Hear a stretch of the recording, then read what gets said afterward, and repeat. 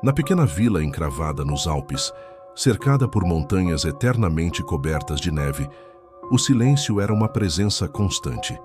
Mas o padre Anselmo sabia que esse silêncio era sempre quebrado nas noites de lua nova. O diário em sua mesa estava manchado de cera de vela e suor, preenchido por relatos de uivos que vinham das florestas densas, uivos que não pertenciam a nenhum animal comum. Os moradores evitavam falar sobre isso em voz alta, como se as próprias palavras pudessem chamar a criatura. Ainda assim, todos sabiam que algo rondava a região e que não caçava por fome. Os corpos encontrados tinham a carne rasgada em longos cortes, mas a maioria das vísceras permanecia intacta, como se o monstro tivesse outro propósito. O padre escrevia que os olhos do lobo eram vermelhos como brasas no escuro, e que quem os encarava sentia um frio percorrer a alma, um aviso de que estava sendo marcado.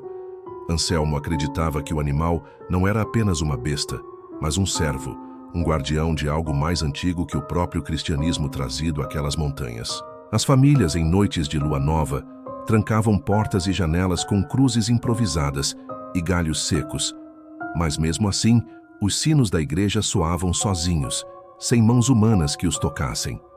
E quando isso acontecia, o desespero tomava conta, porque todos sabiam. Naquela madrugada, alguém da vila seria escolhido. Havia rumores de que o sino não era apenas um aviso, mas um chamado. Como se a própria torre fosse cúmplice, convocando a fera a seguir seu caminho até a vítima marcada. Muitos tentaram dormir durante o toque fúnebre, mas era impossível ignorar o som que vibrava no peito como um prenúncio de morte. Os corpos encontrados nunca eram enterrados de imediato. O padre insistia em realizar os rituais cristãos, mas o medo impedia que os parentes se aproximassem. Era como se o sangue derramado ainda pertencesse ao lobo, e de alguma forma, a um Deus esquecido que exigia sacrifícios. Em certa noite, uma nevasca cobriu a vila, mas mesmo o rugido do vento não conseguiu abafar o som distante do uivo. O diário de Anselmo registrou que o uivo parecia vir de todas as direções ao mesmo tempo, cercando a vila como uma muralha invisível. Alguns moradores afirmaram ter visto uma sombra enorme atravessando a praça. Na manhã seguinte, diante da porta da igreja, encontraram o corpo de uma jovem. Seu rosto estava congelado em expressão de terror, e no peito havia um corte em forma de cruz, mas feito com garras. O padre escreveu que não ousou tocar o corpo imediatamente, temendo que ainda estivesse sendo observado.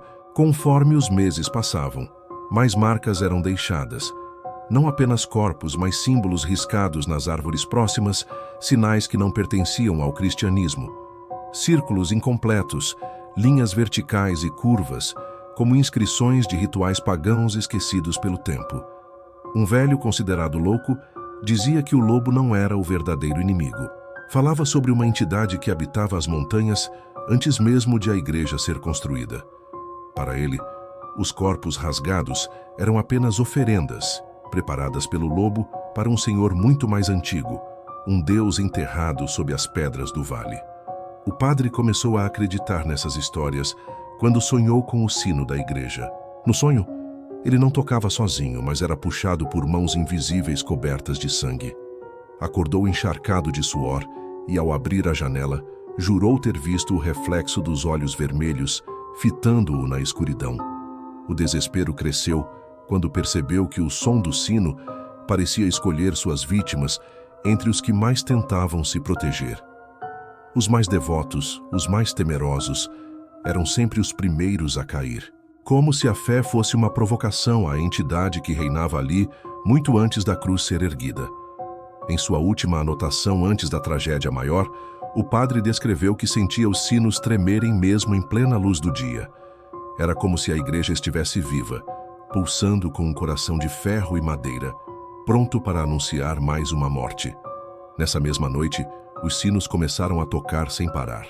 Não em intervalos espaçados, mas em um frenesi contínuo, como se chamassem não apenas o lobo, mas algo muito mais terrível. O ar se tornou pesado e um cheiro de enxofre se espalhou pela vila.